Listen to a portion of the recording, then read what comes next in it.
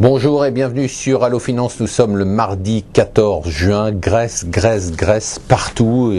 S'il fallait encore un événement dramatique, eh bien Standard & Poor's vient de rajouter un nouvel élément puisqu'elle vient de donner la note triple C à la Grèce. Alors triple C, on connaissait triple A, c'est la note suprême. Triple C, c'est la note avant le D. D comme défaut, c'est-à-dire que pour Standard & Poor's, c'est certain, la Grèce va faire défaut. Défaut, ça veut dire quoi? Ça veut dire qu'elle ne peut pas payer ses dettes, qu'elle va donc devoir restructurer.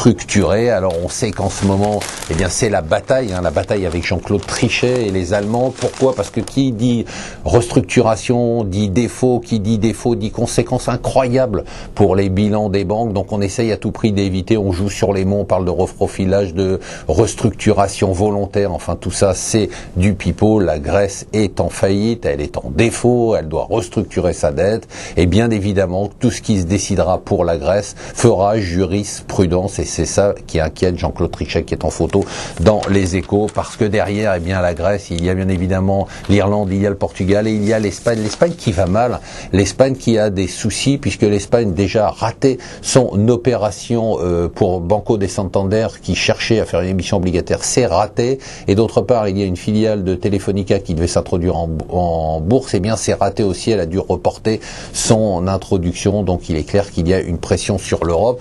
Et après l'Espagne, il y a bien évidemment l'Italie où l'empereur Berlusconi vient de se prendre une gifle magistrale après la claque qui s'était prise aux élections régionales dans son fief à Milan. Ben voilà que maintenant, sur un référendum sur 3 questions, la privatisation de l'eau, son immunité parlementaire et aussi sur tous les sujets du nucléaire, voilà qui s'est pris à un non massif, sans appel. On va voir ce qui va se faire, mais ces dernières heures sont comptées pour Berlusconi. Alors, quelques nouvelles maintenant dans le reste du monde. Une nouvelle intéressante alors qu'on est en train de parler d'accélération, et c'est peut-être pour ça d'ailleurs, de processus d'introduction en bourse de Facebook. Ils vont faire très vite parce que ce qui est en train de se passer, c'est que finalement ils perdent des abonnés. C'est-à-dire que le phénomène Facebook serait peut-être au sommet de son art et commencerait à décliner. Ils ont quand même perdu 6 millions d'abonnés aux États-Unis rien que pour le mois de mai. Alors ils en ont encore 149 millions, c'est pas rien, ils en gagnent dans le reste du monde, mais c'est quand même une tendance et c'est peut-être pour ça qu'ils vont se précipiter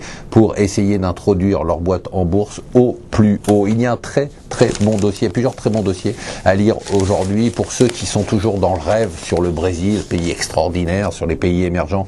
Lisez cet article incroyable sur le Brésil, et notamment sur le crédit trop facile qui fait qu'il y a une bulle explosive dans ce pays. En Angleterre, des nouvelles toujours sur le marché de l'immobilier, ça va toujours mal et les prix continuent à baisser.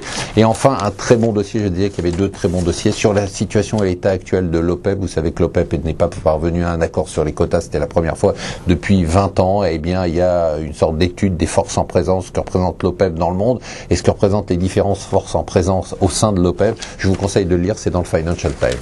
Voilà, restez avec nous sur Allo Finance.